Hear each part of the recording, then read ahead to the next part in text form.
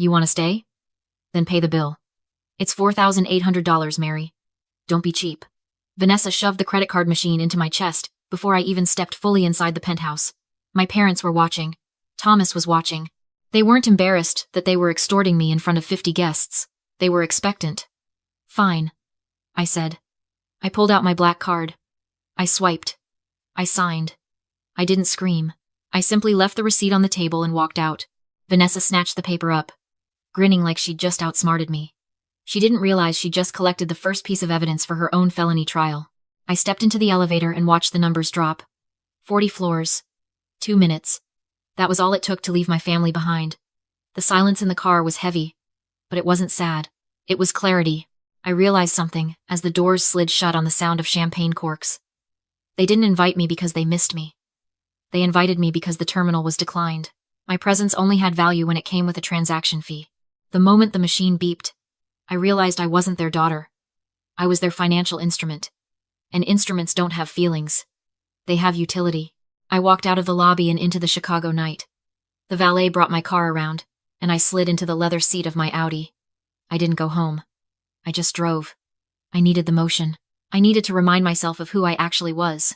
To my family, I was Mary, the uptight sister who refused to support her brother's genius. To the rest of the city, I was the person you called when your company was bleeding out. I am a corporate crisis manager. I liquidate assets. I fire executives who embezzle funds. I strip failing businesses down to the studs and sell the scrap. I am very good at spotting a bad investment. And tonight, I finally admitted that my family was a bad investment. I turned onto Lakeshore Drive, the city lights blurring past. I thought about the penthouse I had just left. The irony was sharp enough to cut. Thomas and Vanessa were up there right now, toasting to their success in a home they didn't own. They told everyone it was theirs. They told our parents that Thomas had bought it 3 years ago with a massive crypto windfall. That was the lie that poisoned everything. Thomas had looked my father in the eye and said, "Mary is just holding the deed as a trustee because of her tax bracket. It's my house. She's just the paper pusher." That lie was why my parents hated me. They thought I was hoarding their son's wealth. They thought I was controlling his asset, refusing to let him sell it to fund his dreams. They didn't know the truth because I never told them. I never told them that Thomas came to me 3 years ago, sobbing in a Starbucks, homeless and owing $40,000 to a bookie. I never told them I bought that penthouse as an investment property and let him live there rent-free so he wouldn't get his legs broken. I kept his secret to protect their image of him. I pulled over by the lake and killed the engine. The water was black and restless. I had spent 3 years playing the villain in their story, so Thomas could play the hero. I let them call me stingy. I let them call me jealous. I swallowed every insult because I thought that was what a good sister did. I thought if I saved him enough times, eventually he would grow up. But he didn't grow up. He just got better at spending money he didn't earn. I looked at the receipt on the passenger seat. $4,800. That was the severance package. I picked up my phone and opened my contacts. I scrolled past Mom and Dad. I stopped at Jordan. I didn't call him yet. I just stared at the name. Jordan knew where the bodies were buried because he helped me dig the graves. If I brought him into this, there was no going back. It wouldn't be a family dispute anymore. It would be a liquidation. I tapped the screen. I wasn't the trustee anymore. I was the landlord. And the tenants were overdue. The resentment didn't start with the penthouse. It started 5 years ago, at a kitchen table that smelled like lemon polish and desperation. I remember watching my parents sign the deed to their retirement home, the one they had spent 30 years paying off. They weren't downsizing, they were liquidating. They handed a check for $200,000 to Thomas because he had convinced them he had a proprietary trading algorithm that couldn't fail. I begged them not to do it. I showed them the math. I showed them the risks. My father just looked at me with cold eyes and said, "You've always been jealous of his potential, Mary. He's a sleeping giant. You're just safe." Thomas lost every cent in 90 days. The giant didn't wake up, he just rolled over and crushed their future. But they didn't blame him. They couldn't. Admitting Thomas was a failure meant admitting they had thrown their life savings into a fire. So, they rewrote history. The market was rigged. The timing was unlucky. And me? I became the villain for having a savings account, while they struggled.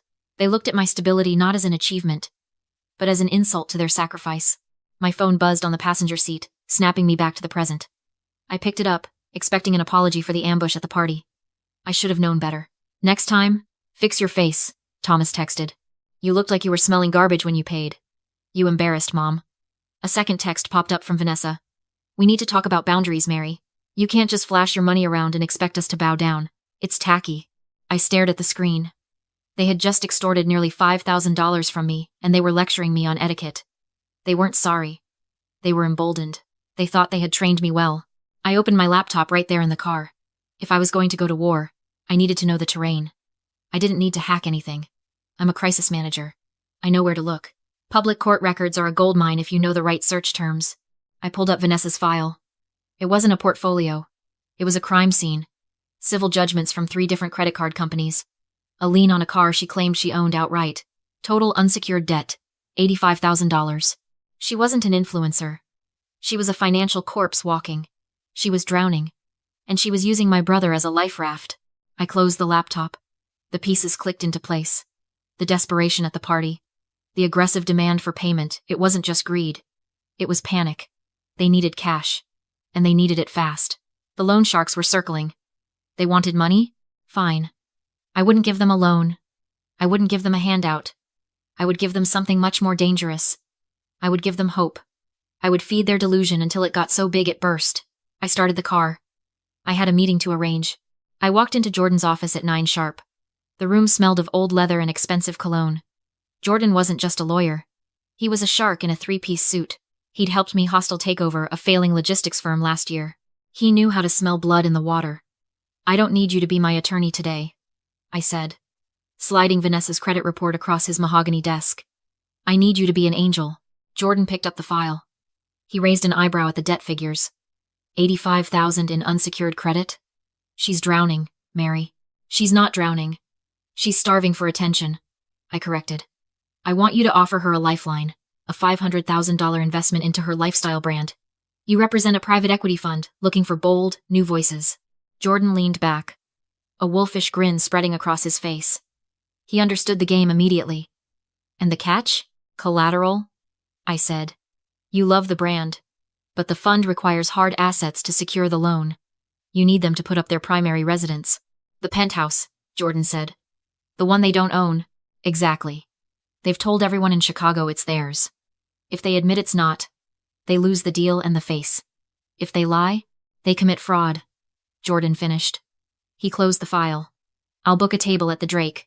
2 days later, I sat in my car across the street from the restaurant, listening through the open line on Jordan's phone. He had placed it face down on the table. The audio was crisp. I heard the clinking of silverware and Vanessa's high-pitched, performative laugh. Jordan was playing them like a fiddle.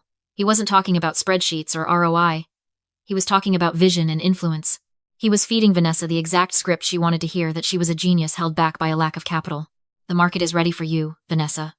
Jordan's voice came through the speaker, smooth as silk. My partners are very impressed with your aesthetic. We're ready to move forward with the $500,000 seed round immediately. I heard Thomas gasp. 500,000? Up front? Wire transfer within 24 hours of signing, Jordan confirmed. Standard procedure. We just need to finalize the security agreement. Since the brand is new, we secure the initial capital against real estate. I assume the penthouse is in your name? I pulled the property records. It's a prime asset. The silence that followed was heavy. I held my breath. This was the moment. They could tell the truth. They could say, actually, we rent. They could walk away. Of course, Thomas said. His voice didn't even shake. I bought it 3 years ago. Cash.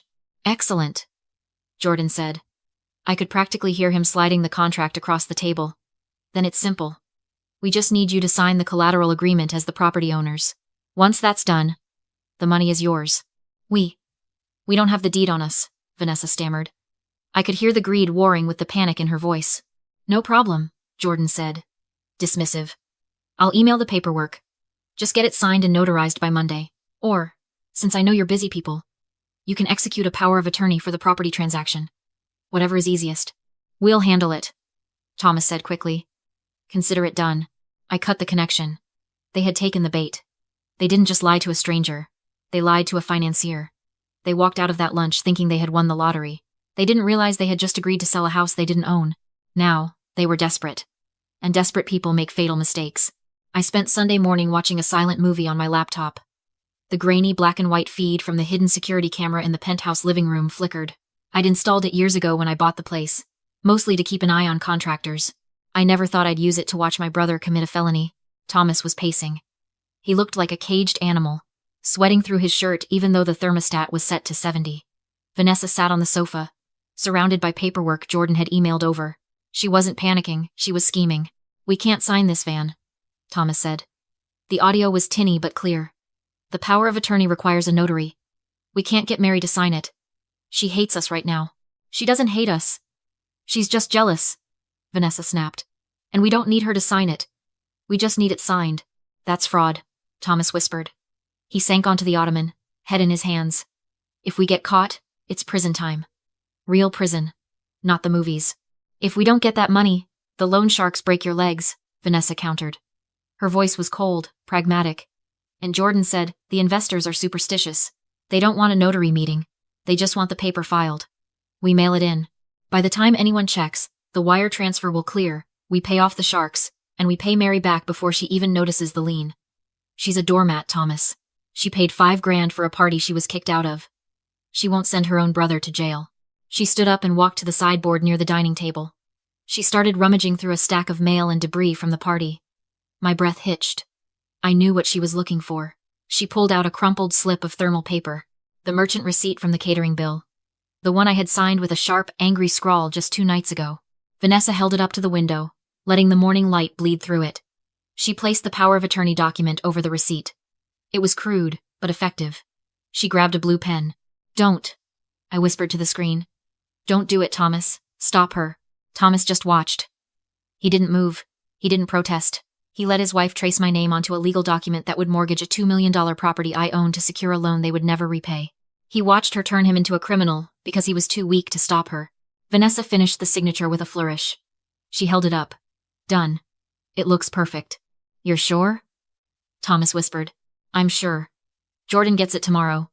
By Tuesday. We're rich." I closed my laptop, chilled by how easily they crossed from greedy to predatory. My phone rang. "I've got a courier alert," Jordan said. "From the penthouse. They forged it." Vanessa traced my signature. "Then we've got them wire fraud and forgery." "Want me to call police?" "Not yet. I want my parents to see it. Set a meeting Monday. Tell them Thomas is closing the biggest deal of his life. Mary, this will destroy them." "Good." Monday morning, my parents sat in a soundproof observation room behind one-way glass, told to stay silent so they wouldn't spook investors. They stared eagerly into Jordan's office, unaware I stood behind them in the dark. Thomas and Vanessa swaggered in. Jordan tapped the forged paperwork. "Before wiring funds, I need clarity on the crypto trail." Thomas laughed. "Gone. Burned my parents' retirement on altcoins months ago." My mother gasped. My father went gray. "They still think you're brilliant," Jordan pressed. "They think whatever I tell them. Sold their house for me. Once the money lands, I'll toss them a few grand." I opened the connecting door. Jordan folded his arms. "She's the client and you just confessed on tape." I slammed papers onto the desk. "Exhibit A, the receipt you made me sign. Exhibit B, the forged power of attorney. Same signature. Exhibit C, 5 years of mortgage payments. Mine. You told Mom and Dad I stole from you to hide your failure." My parents entered, shaking. "You called us idiots," my father whispered. "There is no deal," Jordan said. "Only the district attorney." He listed the charges. I slid forward a single sheet. "Sign this. No claim to the penthouse, my assets, or future inheritance. Vacate in 60 minutes and disappear, or we call the DA." They signed. "Get out." They fled. Later, the contract went into the shredder. The penthouse was cleaned. The locks changed. On the balcony, cold wind off Lake Michigan, my phone buzzed. "I'm sorry. Delete. Block. I didn't lose a family. I gained a future. If you are the bank, the fixer, or the doormat, close the account."